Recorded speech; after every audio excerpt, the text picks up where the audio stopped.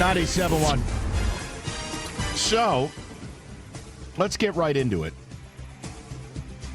If you're looking for the political stuff, just turn the channel. I don't have time for you today. I don't care to discuss it. I want to talk football. We'll get to that stuff later in the week because Lord knows it's not going anywhere.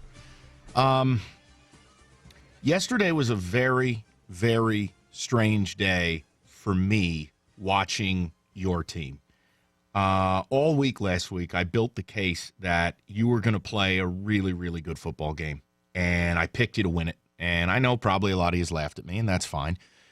And obviously, I'm the last guy to be a Lions optimist. I mean, even if you put the personal stuff aside, with my history with this team and some very bad people in that organization who, look, call it what it is, tried to take my career from me. Take all that away. They haven't given me a reason to believe in them. For whatever it is, the years that they would be decent, I always thought it was fake. I always thought it wasn't real. Now, this year, you've gone out and you've played really high-level football. And if you came out of New York 2-0, I said you had one of the best teams in the NFC. And I built the case all last week. So watching the game yesterday, I found myself doing something I really never do. And I'm just being totally honest with you, the listener. I found myself rooting for your football team. Yesterday was a game I thought this fan base needed, this team needed, the organization needed it. It's a credibility game. And I know you don't get a trophy.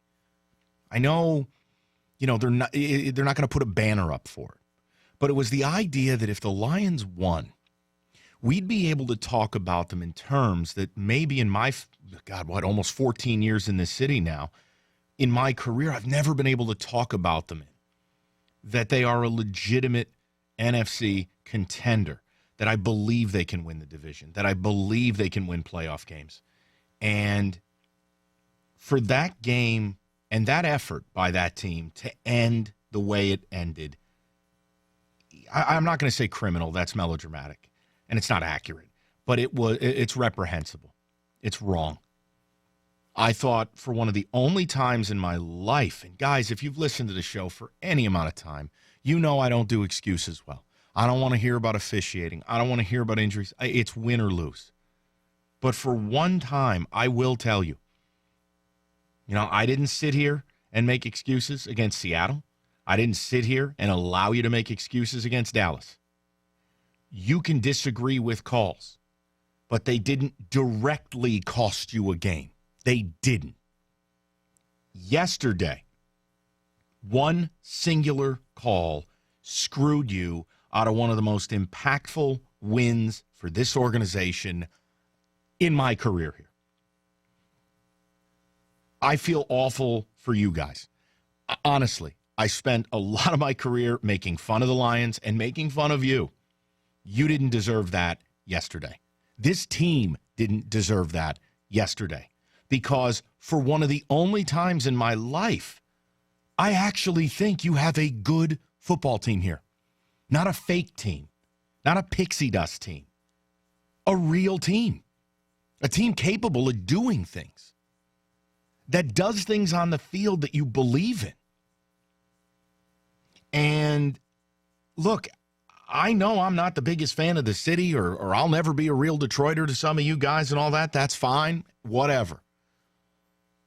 I can only tell you that as someone who's taken the other side against the Lions for so long, yesterday was one of the only times where I really thought, I get what these people feel now.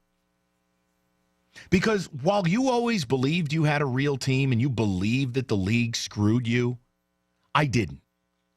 But yesterday, I did. I believed. I picked them to win. I believed they would win. And for you to get screwed out of a win, and that's exactly what happened. I don't care what that smarmy Richard Dean Blandino says. I don't care what anybody says. I've watched the play 100 times. I don't believe Golden Tate was short of that line. And the refs called it a TD on the field. Now, whether that's the right call or the wrong call, let's go by the way the rules are. They called it a touchdown on the field. There was not conclusive evidence to overturn that play. And more importantly, and I truly believe what I'm about to say, and I hope you understand that play is not reversed if it's the Packers or if it's the Patriots or if it's the Giants or if it's the Steelers. It's just not. But for way too long, there's been no cost to bleeping all over Detroit and the Lions. It's not punitive to do so because they never win, they don't matter, they're not a major market. Well, it's not good enough. And in other years, I've sat here and I've said, hey, you know what? Be better. Overcome it. Yesterday you did. You played a credible game for 4 quarters against one of the best teams in the league. Guys, outside of Tom Brady and Aaron Rodgers, you may have the best quarterback with under 2 minutes in the game. That if you could give the football on your own 20 with 1:15 and 1 timeout left, and we had a quarterback draft of who's going to come through, it probably goes Brady, Rodgers, Stafford. You're real. That call was rotten. And they don't overturn it against better franchises. They don't. There's no reason that call was overturned. You got boned. And maybe it doesn't matter what I say. Maybe I've hated on the team for too long. I get that.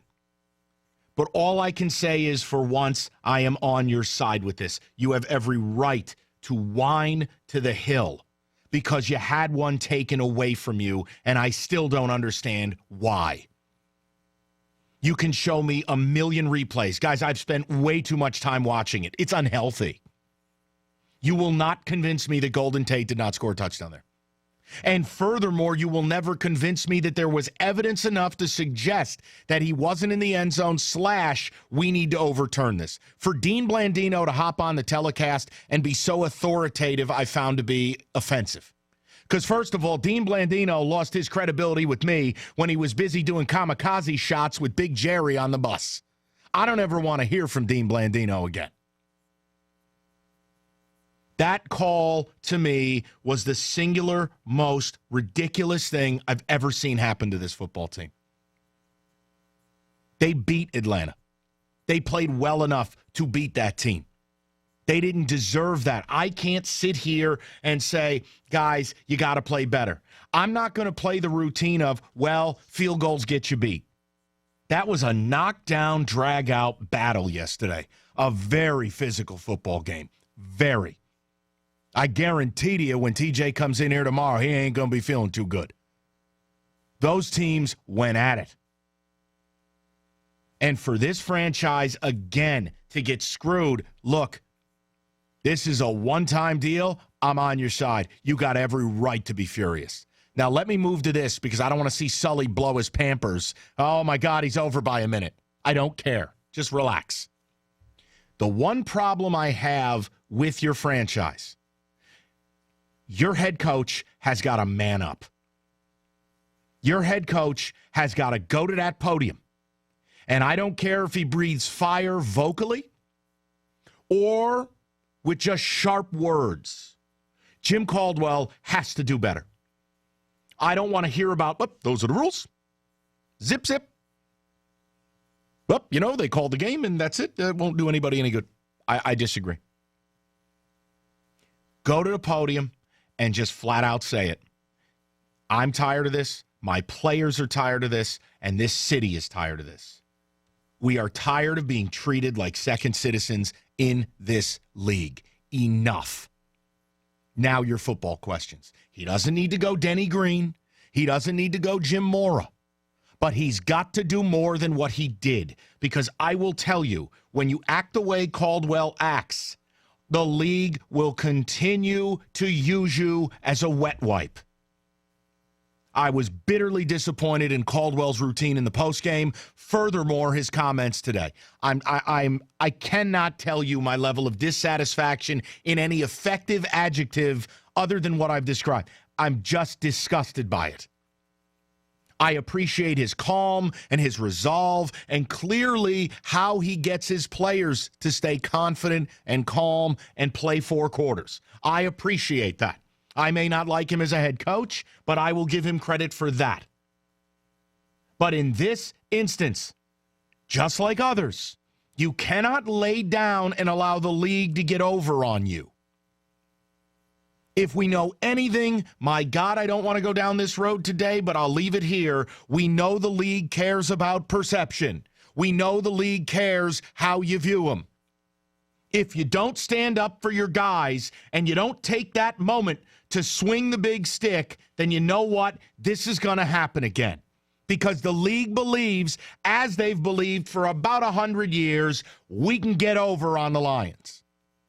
We can get over on them. It's not punitive. The owner ain't going to say nothing. The old man was never going to say nothing. The coach ain't going to do nothing because all they do is hire boobs, right?